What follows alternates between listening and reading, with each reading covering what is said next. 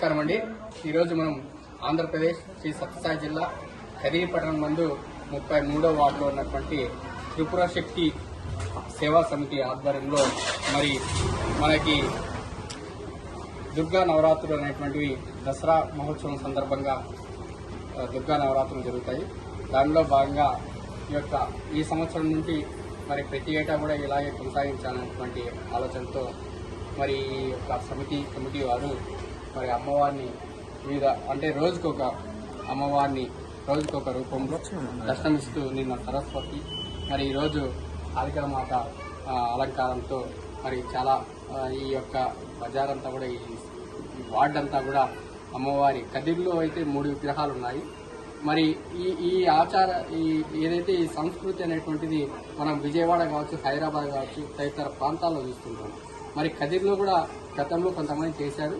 మరి అదే విధంగా కొనసాగించేటువంటి ఆలోచనతో యూత్ అంతా కూడా మరి అమ్మవారు శాంతికి స్వరూపము, మరి కదిరి ప్రాంతం అంతా బాగుండాలి, అందరూ బాగుండాలి, అందరూ మనం ఉండాలనేటువంటి ఆలోచనతో మరి ఏటేటా వినాయక చవితి మండపం ఏ విధంగా ఏర్పాట్లు చేస్తారో అదే విధంగా అమ్మవారిని అలంకరణతో పాటు రోజు కూడా ఒక అలంకరణ అంటే చాలా డబ్బుతో కూడుకున్నటువంటిది.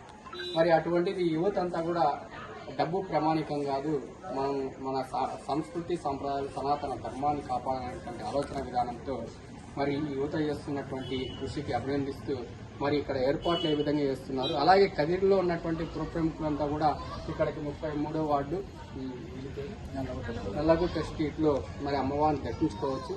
ఇంకా జరగబోయేటువంటి దినాల్లో కూడా మరి ఆ సమితికి సంబంధించినటువంటి కమిటీ సభ్యులతో ఒకసారి మాట్లాడాలి. నమస్కారం అండి. నమస్కారం. మీ పేరు? అనిల్ కుమార్. మరి ఈ ఆలోచన ఎలాగొచ్చింది? First time పెట్టాలనుకున్నాము. ఎప్పుడు పెడతాము అమ్మవారిని ఎట్లా పెడతాం చూసుకున్నామండి. అంటే ఈ ఏర్పాట్లకు సంబంధించి ఇది చాలా డబ్బుతో కూడుకున్నటువంటి కదా. ఈ మధ్య కాలంలో మనకు వినాయక చవితి అయిపోయింది. మరి చందాల రూపంలో కావచ్చు, ఇంకోటి ఈ మండపం కావచ్చు, డొనేషన్ ఎవరన్నా ప్రసాదం కావచ్చు, అవన్నీ ఆల్రెడీ 7 రోజులు మన కదిరిలో అయితే మామూలుగా 5 రోజులు జరిగేది. ఈసారి ఎవరో శాసనసభ్యులు 7 రోజులు చేశారు అనుకున్నాం. ప్రసాదం 7 రోజులు మన యొక్క యూత్ అంతా కోరిక మేరకు. మరి అది అయిపోతానే ఒక నెల కూడా తిరగగానే మరి మీరు ప్రారంభించారు. ఏ విధంగా? దేవి నవరాత్రులు పూజ చేసుకోవాలని ఆలోచనతోనే 9 రోజులు అనుకుని 9 రోజులు దేవి నవరాత్రులు పూజ చేసుకుంటున్నాము. ఒక్కొక్క రోజు ఒక అలంకారం చేస్తున్నాము. విగ్రహం అయితే అభిలేదు దినేష్ కుమార్. ఒక్కొక్క రోజు ఒక్కొక్క ఇది చేసుకుంటాము. ఒక్కొక్క రోజు ఒక్కొక్క పూజ అనేది నేను పెట్టుకుంటాను. ఒక్కొక్క రోజు మనం పూజ అనేది 9 చీరలు అట్లా మనకి ఏం కావాలో మెటీరియల్తో ఒక్కొక్క రోజు అయిపోతూ సారుది అట్లా ఒక్కొక్క రోజు ఒక్కొక్కటి పెట్టుకుంటాము. మరి లాస్ట్ రోజు నిమజ్జనం 2వ తేదీ నిమజ్జనం చేసుకుంటాం. ఏ విధంగా? అది ఎలాగా? మామూలు మనము తిరువిధులు తిరుక్కొని అదే విధంగానే మనం ఎప్పుడు వినాయకుడు ఎట్లా దీనిపోతామో అదే విధంగా పోతాం. ఓకే. అంటే ఈ యొక్క ఏదైతే ఈ సమితి వారు ఏర్పాట్లు చేస్తున్నటువంటిది చాలా ఘనంగా ఉంది. అలాగే మనకంతా సుప్రసిద్ధుడు కదిరిలో అందరికీ పరిచయమైనటువంటి వ్యక్తి నాగరాజు సార్ ఉన్నారు. సార్ నమస్కారం. సార్ నమస్తే సార్. మన కదిరిలో సంబంధించి మీ ఏరియా నల్లగుట్ట స్ట్రీట్లో మరి మొట్టమొదటిగా మన యూత్ అంతా కూడా కలిసి ఏర్పాట్లు చేశారు. ఏ విధంగా చేస్తున్నారు? ఈ యొక్క గడిచిన రోజులు, జరగబోయే రోజులు కూడా ఏ విధంగా ఉంటుంది? మీ సహాయ సహకారాలు కూడా ఏ విధంగా ఉంటుంది సార్?